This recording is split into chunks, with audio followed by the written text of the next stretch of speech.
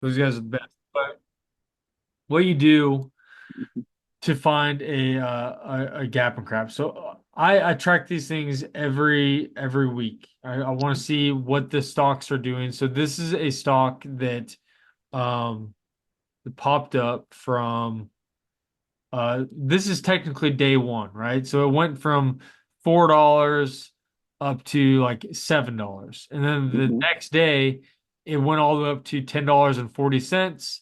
But this is how you know that it's a gap and crap. Okay, So this right thing, there. this thing topped out. Actually, here, one second. Let me move me down here.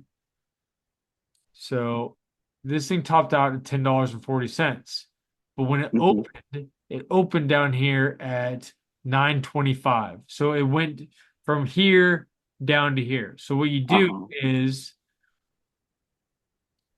go to your drawing tools. There you go from 10.40 down to here. The problem is it didn't hit this level. The golden zone, how you trade a gap and crap is it needs to find a ceiling. How I'm always teaching people is you need to find whoa fuck. One sec.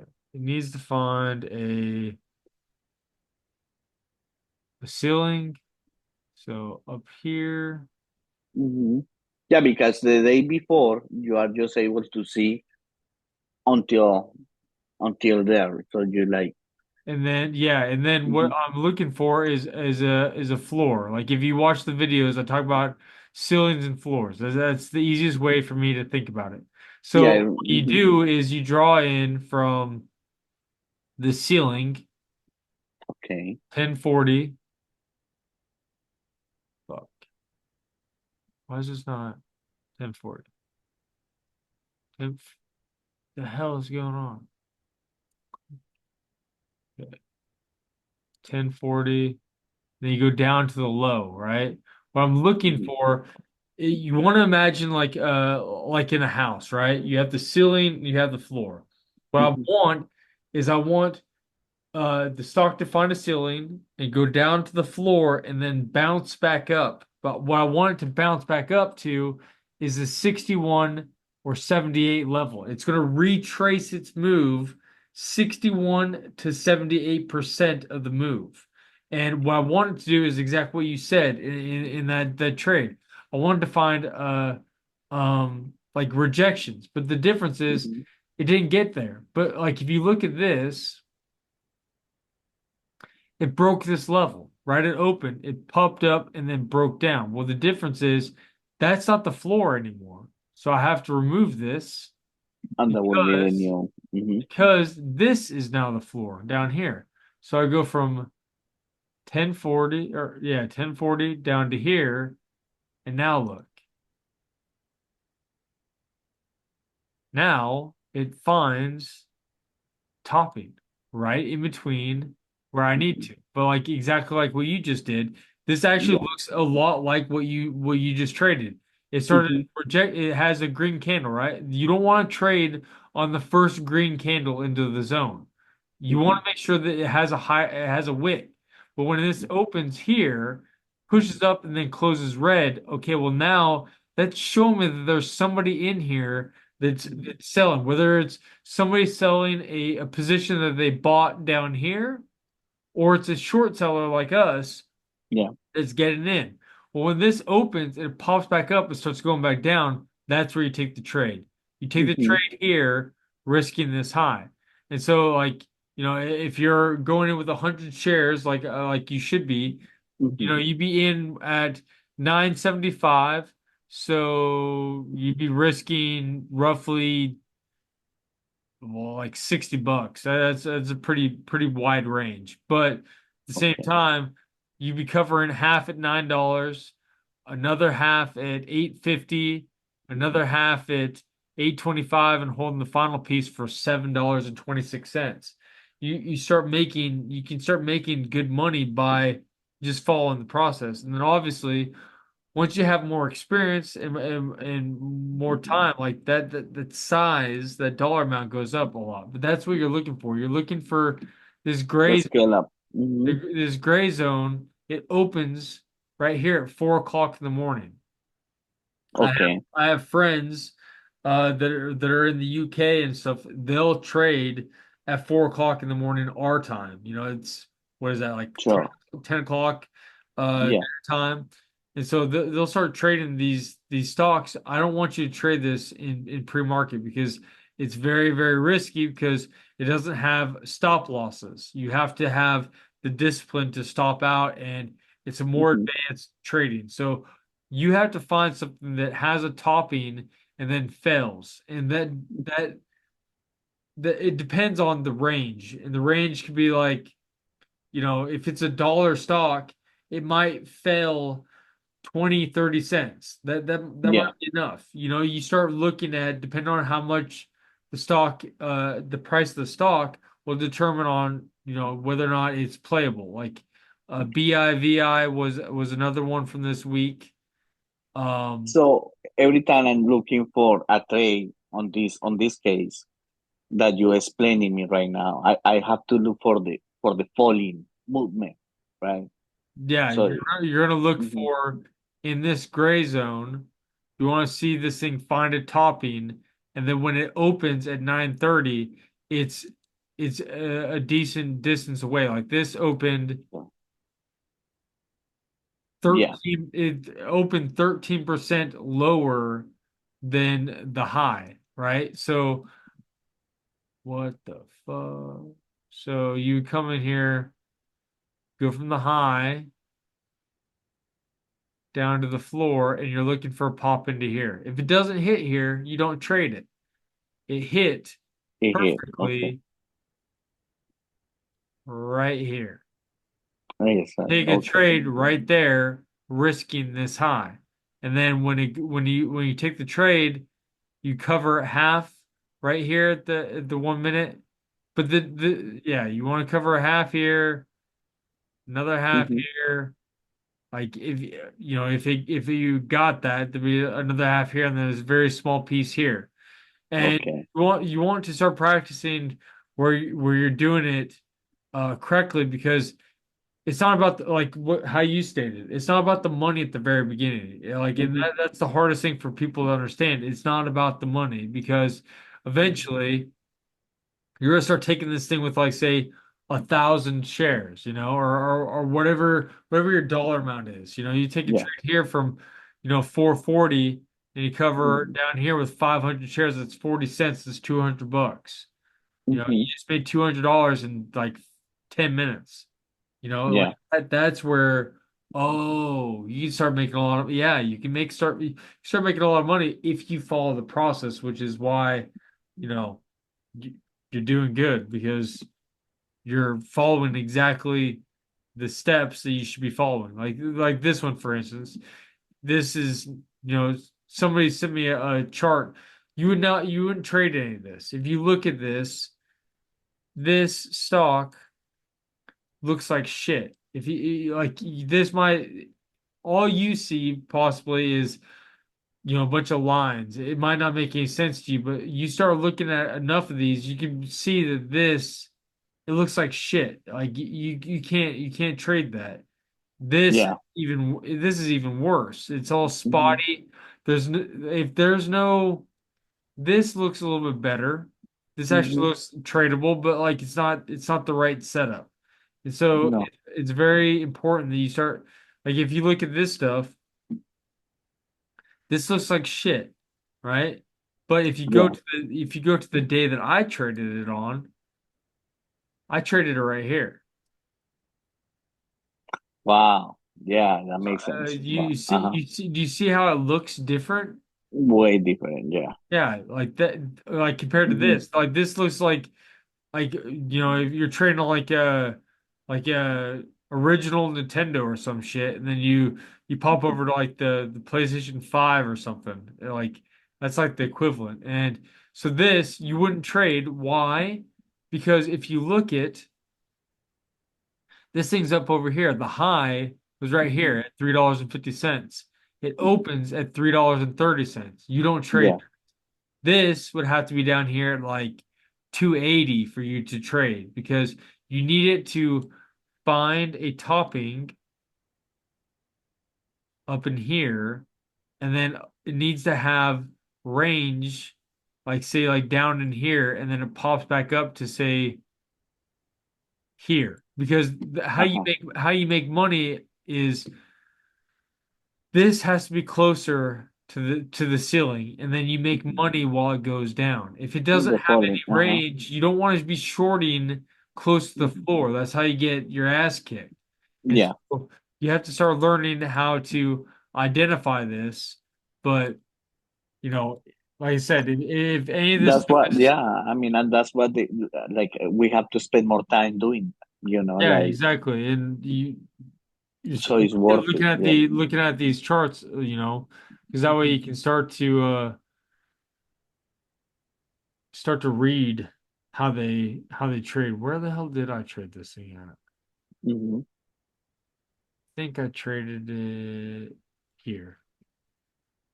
So this is an example that you could have traded it. The problem is if you trade right here, it goes down to the floor. Perfect touch. If you had the timing for it, you could have traded this. I mean, you have to be really, really good to trade this. I don't remember exactly how I traded it, Hmm. but you get in here, risking that high, you cover half here, and then once you cover half here, your other half is break even, right? So like Hmm. you take the trade right here, you cover half down here, it Hmm. curls, stop break even. Okay, you only made, however much you make from here to there, but you're done with the trade. The only other Hmm. way you can trade, which is why this is actually a very good example, is you only want to trade the golden zone, which is the 61 to 78 fib level. That's called the golden zone. Hmm. You only want to trade this twice. If it goes Okay. back to it a third time, leave it the hell alone because you don't want anything to go a third time. It Sure.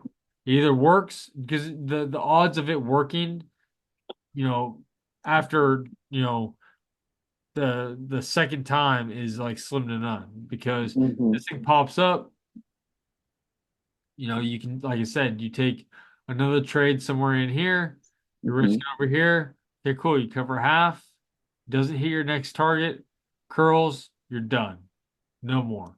And And that's it. Yeah. and then because You let it go.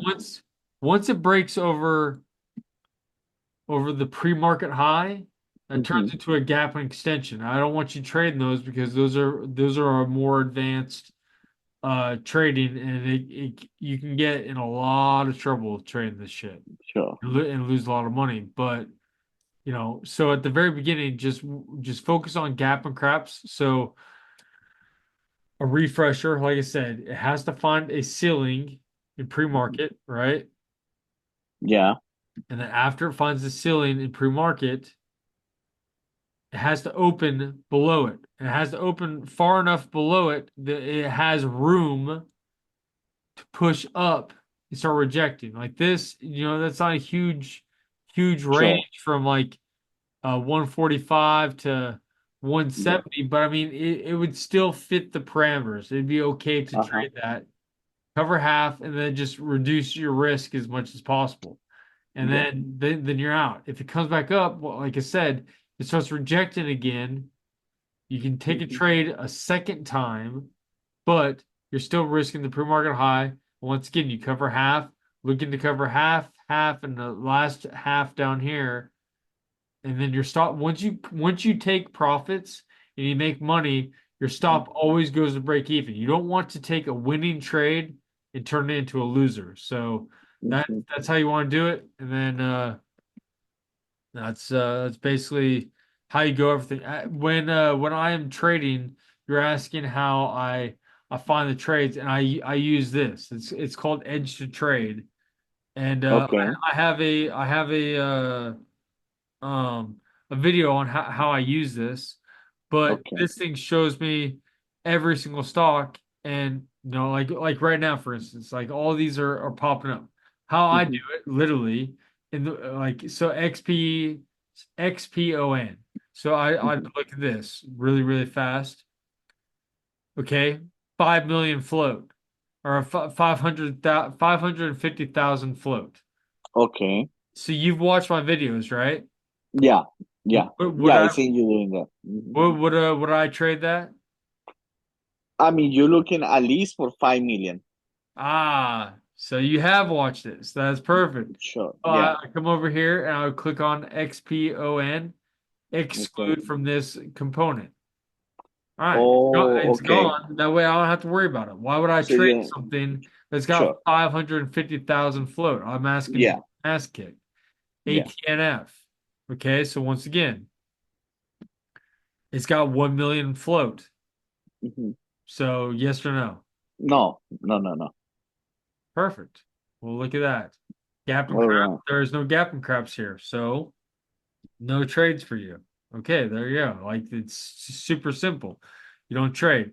These are gap and extensions. Obviously, you go through, okay, 3 million float. Easy. I exclude it. PXDN. 7 million float. Perfect. All right, cool. Insider ownership, 53%. I don't like trading stuff with a high insider ownership. The reason for that is that means that 50% of this 7 million float, Hmm. somebody that owns the company owns those shares, is holding those shares. So there's Yeah. 3.5 million shares that are used. And if the owner is an asshole like me, he's gonna Hmm. mess with people and he's gonna make a lot of money on people. And Okay. there was a stock today. I don't think it's PXDT, but there was a stock that somebody sent me earlier, and they lost on the trade because it had a high insider ownership. I was like, yeah, I would not trade that. This stock, Hmm. 21 million float. Okay, that's good. Insider ownership's below 30%. Insider ownership below 30%, and a short float. It's got 12 gap stats, eight of them close red. Okay, I would trade this. The problem with you though is that Hmm. this is not a gap and crap, so you would not trade this. I would trade this. And so you Hmm. like if you were on there in the Discord room, you can watch, okay, cool. I'm sitting out to trade these, but that doesn't mean that you can't watch me. You can't learn. Sure. Yeah. So it's a beautiful way for you to gain experience. Yeah. INDO below 5 million float, but it's just barely below 5 million float. If you send me Hmm. something that's like, 4.8 million float, Hmm. yeah, like Maybe. maybe. But Hmm. but then you see insider ownership 53%. If you're gonna trade something that's like really close to 5 million float, you Hmm. better make sure that the short float is really low, institutional ownership is really low, insider ownership is really low, and there's no SSR. Everything else needs to be green lights. Or Sure. I'll be like, nah, dude, like go run 2 miles. You broke the rules or something. Yeah. LINK 1.6 million. Nope. Yeah. USA 10 million, six. Okay, cool. I would 25 gap stats. I love that. 25 Hmm. gap stats, 17 close red. Perfect. I would trade that. But it's on a gap and crap, so obviously not no for you. Uh this is Yeah. good. What I see is that to find gap and crap is gonna be, it's gonna be a little harder, Well, to but it depends on how the market's going, right? sure. Sometimes the market is going to be in favor for a lot of gap and craps. The market goes through cycles, and you have to be able to identify that. But at the very beginning, that's part of you working on your discipline, which is what you need to become a successful trader. You need to have Hmm. discipline and be able to follow your rules because those rules keep you safe. I'm telling you right now, I know you're at the very beginning of your trading career, but it's not difficult to make money in the stock market. For me to get you to $5,000 a month, it's not going to be difficult. What's going to be difficult is you keeping that $5,000 and you compounding that over time. That's what's Yeah. difficult. And you having the discipline that you're having, or you're already showing the discipline, I feel like you have really good odds. So Hmm. we're going to just keep on adding to that and keep growing you up.